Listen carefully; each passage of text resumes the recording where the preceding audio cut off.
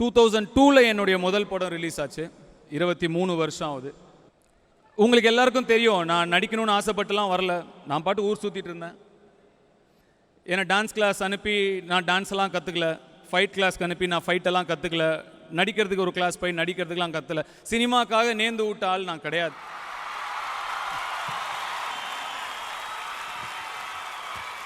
சினிமாக்காக நேர்ந்து விட்ட ஆள் நான் கிடையாது.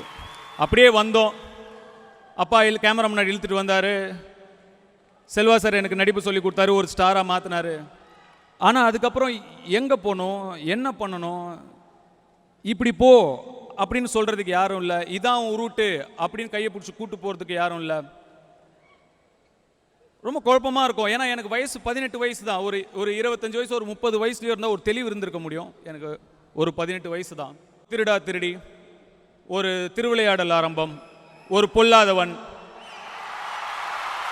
ஒரு வேலையில்லா பட்டதாரி,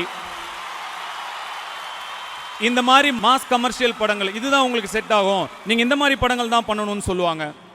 கொஞ்சம் பேர் 3 மயக்கம் என்ன, ஆடுகளம், அசுரன்,